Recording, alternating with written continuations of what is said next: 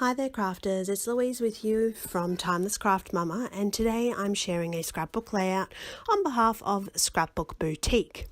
Now this page is a little different from me in the fact that it's a double layout to begin with, and there's actually no mixed media on this page. So throughout the whole process I had sort of tried to think of ways that I possibly could enhance the layout with mixed media, but I just kept going back to a straight paper based layout, and there's nothing wrong with that. It's just feels a little strange to me, really. So I am playing with the paper pack from DCWV, and it's the Palms and Ferns, which really has some of the most fabulous patterned and coloured papers in it.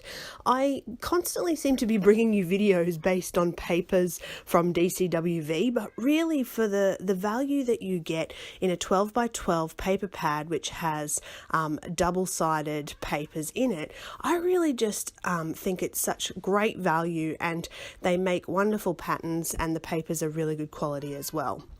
So I've decided to team that with the Crepe Paper Wild Heart collection of die cuts and ephemera. And what I'm doing is just having a little bit of a play with the layout here. You can see that I've chosen some photos, and these photos came straight out of my stash. Now I'd printed them a while ago and had the idea to scrap them, but I never actually got anywhere with them. So what I did was with this paper collection, I pulled it out, had a look at some of the papers in the collection, and then grabbed some photos from my stash that I thought might actually work well with this collection. So you can see that I'm sort of working on this straight horizontal type layout, and again, nothing too complicated here, just using what's available in the collection to actually mount the photos, build a little bit of interest with the torn strips down the bottom there, and some of the die cuts as well.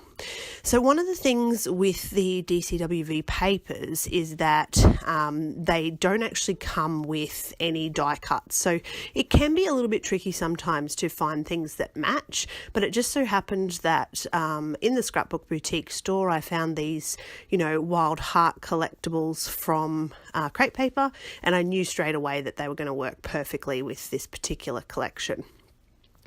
Now what I'm doing is just adding a little pop of gold, because this collection actually has some gold highlights. I thought that the little bit of sparkle would add some interest to the page. And I don't know if you've noticed, if you're first time watching my videos, you'll have noticed that I don't really measure things. I sort of just play it along as I go. There's nothing sort of too technical about when I scrapbook. So basically I'm just cutting paper, adding layers, and having a little bit of a play around with the background. And I hope you're really enjoying seeing some of the papers that come in this collection, because it really is fabulous and could be used for boys or girls. Now about this time in the layout is really where I start to find it difficult to decide what I want to do. So I find it really easy to build a cluster around a photo, embellish a page, and do a background. But somewhere in between, I can't really decide what I want to do. And in this particular layout's case, what I do is I actually take some more of the patterned papers, and I'm just rounding off the corners, and I'm just creating layers behind what I've already built. So there's nothing technical about this page, but it still was a little bit of a struggle to put it together. And balancing out the patterns is probably something that can be quite tricky. It's easier if you do it by the collection instead of between collections. But in this particular case, finding out what to do between the photos and the background was really one of the trickiest parts of the page.